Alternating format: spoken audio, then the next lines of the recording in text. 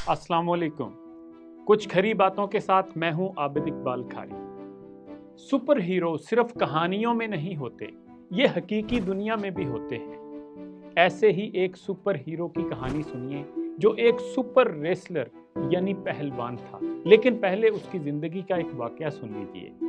1947 में अंग्रेज सरकार हिंदुस्तान छोड़ गई। हिंदुस्तान का बंटवारा हो गया। मुल्क भर में फसादात शुरू हो गए।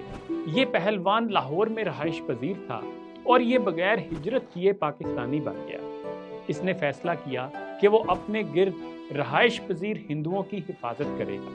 लहजा बूढ़े पहलवान ने अपने अखाड़े से कुछ पहलवानों को जमा किया और ये सब एक हिंदू महल्ले पहुंच गए, जहां एक मुसल्ला जत्था आग लगाने को पहुंच रहा था। पहलवान उस महल्ले और जत्थे के दरमियान खड़ा हो गया और यहीं से इस किरदार ने अफसानवी हैसियत हासिल कर ली। वो लम्हा जब ये शख्स एक लेजेंड में तब्दील हो गया। जुलूस ने पहलवान को कहा कि इसके रास्ते से हट जाए। पहलवान ने जवाब दिया, जुलूस इसके रास्ते से हट जाए। जुलूस ने पूछा, क्या इसे लगता है कि वो इन सब से लड़ सकता है? पहलवान ने पूछा, क्या जुलूस को लगता है वो इससे लड़ सकता है? एक लम्हे खामोशी रही और फिर एक शख्स पहलवान पर हमलावर हुआ। पहलवान ने उसे थप्पड़ मारा। वो शख्स जिंदा बच गया या नहीं, इस बारे मुख्तलिफ रवायात हैं, लेकिन इस बात पर सब मुत्फिक हैं कि वो शख्स उड़ता हुआ वापस गया। फिर पहलवान ने पूछा, अब कौन है जो आगे आए? जुलूस भाग खड़ा हुआ। उस पहलवान का नाम गामा पहलवान था।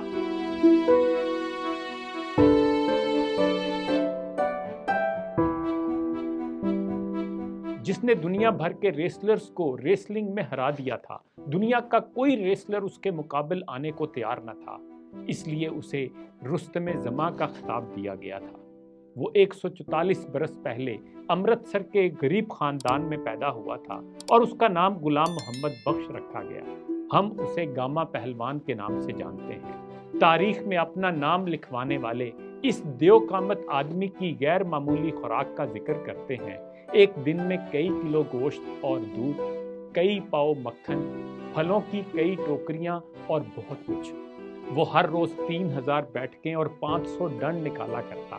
सुबह सवेरे जागता और मुख्तसर वक्फों के सिवा सारा दिन वर्जिश में जुटा रहता। वो 32 बरस की उम्र तक भारत और यूरोप के तमाम बड़े पहलवानों को हरा चुका था। उसके रुस्तमे जमा होने पर कभी किसी को एतराज ना हुआ। पटना के अजायब घर में 1200 किलो वजनी एक पत्थर रखा हुआ है। गामा ने ये अपने हाथों से उठा लिया था। बाद में हमेशा वो क्रेन से उठाया गया। वाकई इंसानी अज़्म व हिम्मत की कोई हद नहीं।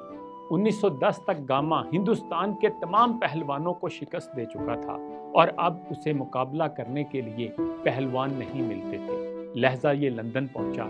एक बार फिर इसका मजाक उड़ाया गया और इसे टूर्नामेंट्स में जगह नहीं दी जाती थी। बिलाखिर गामा पहलवान ने लोगों को चैलेंज देना शुरू कर दिए। उसने चैलेंज दिया कि वो किसी भी कैटेगरी के 3 पहलवानों को 30 मिनट के अंदर अंदर रिंग से बाहर फेंक देगा। कोई सामने ना आया। लोगों को लगता था ये बेवकूफ बना रहा है। इसने पहलवानों को इनफरादी तौर पर चैलेंज देना शुरू किए।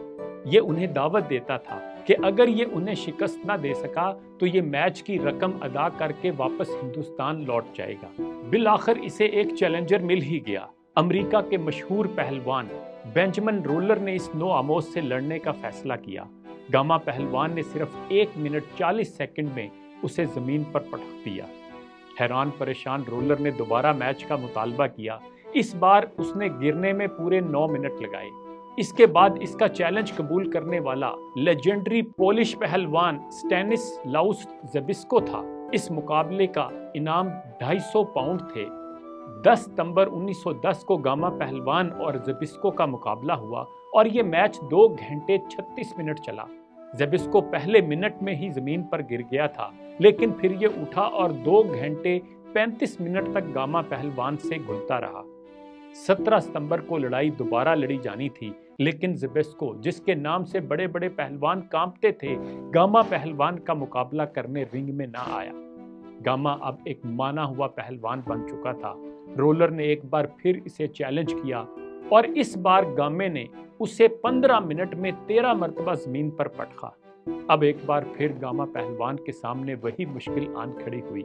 मुखालिफ पहलवान खत्म हो चुके थे, कोई इससे कुश्ती लड़ने को तैयार न था। एक बार इसने दावत दी कि वो एक एक करके रिंग में 20 पहलवानों से लड़ेगा, लेकिन किसी ने हामी न भरी। जब साबित करने को कुछ न बचा तो गामा वापस हिंदुस्तान लौट आया। मरते दम तक कोई इसके मुकाबले न आया और बिलाखिर गामा पहलवान 1960 में इंतकाल कर गया। उसकी नवासी मोहतरमा कलसूम नवाज साहिबा पाकिस्तान के साबिक वजीर आज़म नवाज शरीफ की अहलिया थी। हुए नामवर बेनिशां कैसे कैसे, ज़मी खा गई आसमां कैसे कैसे। इन्हीं गुजारिशात के साथ आबिद इकबाल खारी को इजाज़त दीजिए। अपना ख्याल रखिएगा। अल्लाह हाफ़िज़।